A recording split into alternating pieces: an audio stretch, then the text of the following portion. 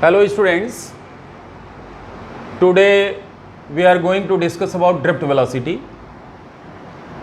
You know, in absence of external electric field, the motion of all the free electrons are random. Therefore, the net velocity of free electron in absence of external electric field is 0.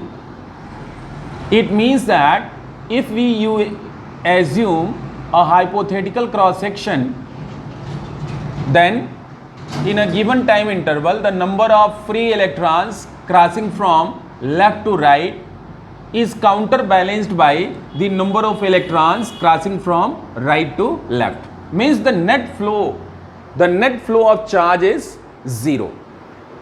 इसको हम ऐसे समझ सकते हैं, electron का motion random होता है, ये फ्रीक्वेंट कोलिजन्स होते हैं और किसी गिवन टाइम इंटरवल में जो नेट डिस्प्लेसमेंट होता है वो 0 होता है, और जब नेट डिस्प्लेसमेंट 0 होगा तो एवरेज वेलोसिटी इसकी 0 हो जाएगी। लेकिन जैसे ही हम कोई एक्सटर्नल इलेक्ट्रिक फील्ड सेट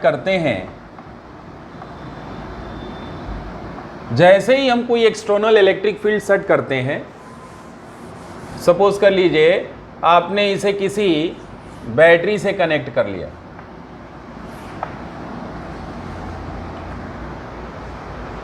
अब थोड़ी कंडीशन चेंज हो जाती है। आपको पता है कि जो इलेक्ट्रॉन्स हैं उनके ऊपर फोर्स जो लगेगा F = QE लगेगा।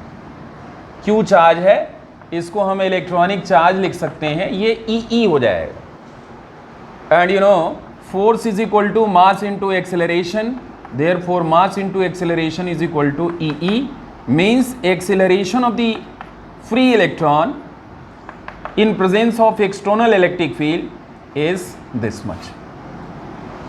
अब इस फार्मूले के अकॉर्डिंग तो इलेक्ट्रॉन्स का जो मोशन होना चाहिए, वो एक्सेलरेटेड मोशन होना चाहिए, यानी ये इलेक्ट्रॉन यहां से एक्सेलरेट करके यहां आना चाहिए। लेकिन होता ऐसा नहीं है।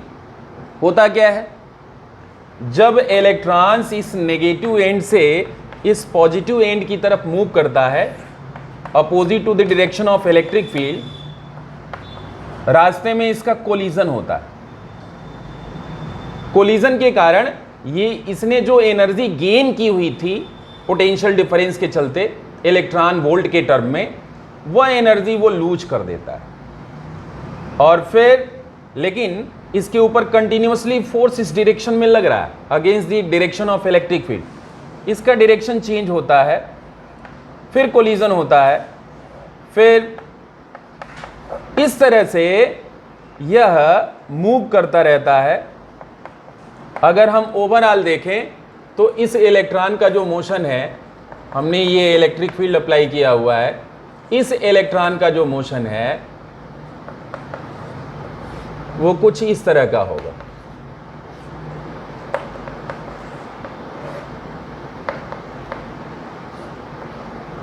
अभी हम क्या देख रहे हैं, इसमें कुछ नेट डिस्प्लेसमेंट आया है, भले ये स्मॉल डिस्प्लेसमेंट हो, लेकिन पहले क्या होता था, एक गिवन टाइम इंटरवल में ये इनिशियल पोजीशन को कोइंसाइड कर जाता था। लेकिन यहां पे एक नेट डिस्प्लेसमेंट मिला हुआ है, net displacement upon time that will give you constant velocity, average constant velocity, and this average constant velocity of free electron is called drift velocity.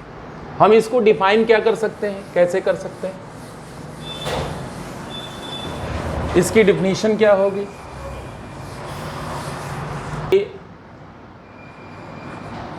Constant velocity gained by free electrons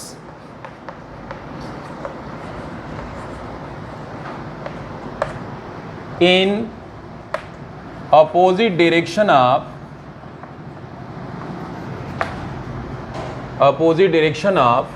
applied electric field is called drift velocity.